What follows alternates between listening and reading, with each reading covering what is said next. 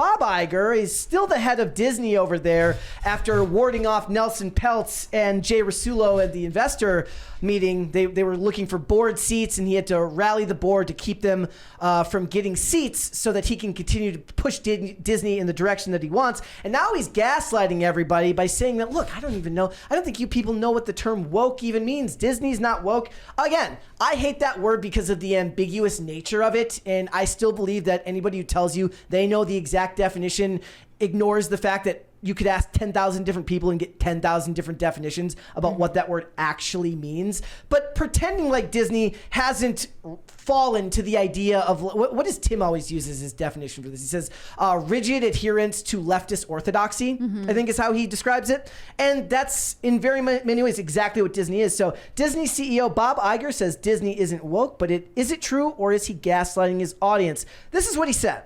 I'll go through the article. He says, it says, the term woke is thrown around rather liberally, no pun intended in that regard. I think a lot of people don't even understand what that really means. Do you actually believe that that's true? Do you think that they don't know what it means, or that they just all have a amalgamation of different criteria and it all fits in the same box?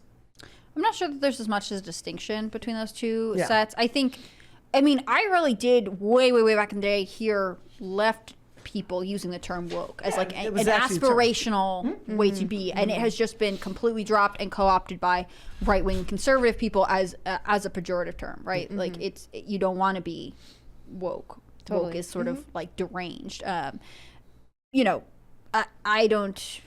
Does that answer your question? I got lost for a second. This is really funny. This article gives you the dictionary definitions of this word. So according to Merriam-Webster, the term woke means to, quote, be aware of and actively attentive to important societal factors and issues, especially issues of racial and social justice. Dictionary.com defines woke as having or marked by an active awareness of systemic injustices and prejudices, especially those involving the treatment of ethnic, racial, and sexual minorities. By that definition, Disney is actively doing this because they have the Reimagine Tomorrow project back in 2020, which talked about raising the standards for inclusivity. What else is that but a proper definition of that word? You could also use the example of race and gender swaps for characters, especially characters like Ariel and the Little Mermaid, things like that. That falls under that definition, but it's the gaslighting that annoys me. It's like, oh, you don't know what you're talking about. You're crazy. Look, I just can't believe Bob Iger's even bringing up that word. I know. Why would he do that? Just never say the word. Don't say woke. Don't say awake. If he gets asked of you, dodge and switch to something else. Don't go more into it. Disney talking about this cannot help Disney. They just dig themselves further into a hole. There's no justifying it. They need to put as much distance. Yeah. I mean, I don't think they want to is the thing. I think they ultimately want to embrace this ideology and they like it. But if you were really trying to like steer the ship on this sort of PR crisis that you've created over the last couple of years, you would never say anything even close to the word woke. And in another example of how you can perfectly define that they know exactly what they're doing is they waited until after the board voted and they kept their seats and they were able to ward off these activist investors to announce that they're going to use a gender swapped Silver Surfer that everybody understands is being done on purpose, because when you create a new group of characters or you bring in these famous classic characters and three of them you cast the original, or the four originals, you cast the original versions of them, but then you take one and you cast an obscure one that was only used in like 3 or 4 issues, however long ago. Everyone knows that the reason you're doing that is for political expediency. You're not doing that because you have a deep connection to Shalabal. You're doing it because you don't want to use Norin Rad because you don't want to use a dude. Okay? That perfectly defines what they're going through. They made however many films last year, and all of them except for Guardians of the Galaxy lost money. And whether you like it or not, whether the films were or not, I would argue that Indiana Jones and the Dial of Destiny was, they lost money because people perceived them as woke. Okay? And and a lot of them were. Wish was. Indiana Jones 5 was. The Little Mermaid was. And the funny thing is, I didn't even, like, other than the casting of The Little Mermaid, I thought the movie was just kind of meh on its own. Not because of the messaging, but just because of the movie is meh on its own. But if all your films are losing money and the conversation is continuously going this direction, no matter how much you try to ignore it, you're kind of right. Bringing it up at all is a net negative for them. He shouldn't even say the word awake. He shouldn't say woke, broke, smoke. Like, he should stay away from all of it. I'm wide not asleep right now. Yeah. Just completely take it out of your vocab. Just take it out. Anything that's not, because there is absolutely no soundbite of Bob Iger talking about wokeism or, woke at all that could ever work in Disney's favor, because it's such an emotionally charged issue at this point. He would have to be like, you're right, we were bad for embracing woke culture, and then even then people would be like, see, he admitted they did it, and he's a terrible person. Like, they should just not address it. Again, not that I support Disney, not that I think that they do the right things for culture, just I didn't understand where his PR handlers are. So he says, he continued saying, excuse me, I think the noise is sort of quieted down. No, it hasn't. Sorry, buddy. It is. Especially not when you bring it up. Come on, dummy. No, you're wrong. I've been preaching this for a long time at the company before I left, and since I came back, that our number one goal is to entertain. No, it isn't. Not in a very long time. It has not been. The bottom line is that infusing messaging as a sort of number one priority in our films and TV shows is not what we're up to. When you race swap classic characters, that means that it was very much your number one priority, because it was one of the first things you did. Right. Before you even got to making the movie. The casting decision means that it was that and already. It's the common thread between all these movies. Yes. And now there's all this discussion about they're going to possibly race swap Rapunzel, which I think we'll talk about tomorrow. I have to look through all this stuff. It's really funny. I was talking about this. I'm like, I know nothing about Rapunzel, so I have to look into this. But Rapunzel's German, right? A dope fairy tale. Is it? Highly recommend. Yeah. I like Tangled. I thought that was a cute interpretation of it. I wish Disney would stop and leave it alone. She says, but generally speaking, we need to be an entertainment first company, and understanding that, look, we are trying to reach a very, very diverse audience. He's answering he's proving himself wrong just by the things he's saying. He says, look, the problem is bringing it up. Say, we want to reach everyone, but even that word is a sore spot for people now. There's certain words that are just going to rub people the wrong way. Reach or diverse. Oh, diverse. Diverse is just gonna rub people the wrong way, because it's infused with a whole bunch of political agenda, because it's connected to things like DEI. And now when people hear those words, they don't think of what it actually means. They think about the political motives behind it. You know what I mean? When certain words get used now, it doesn't even connect with you what it actually means. All that it connects with you is what it's being used for.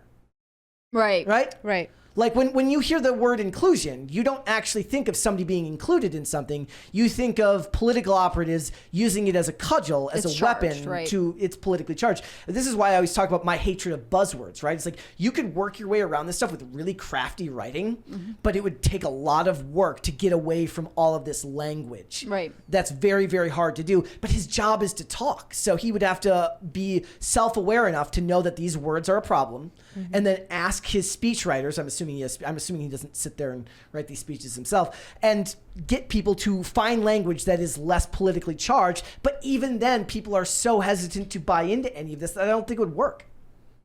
You know?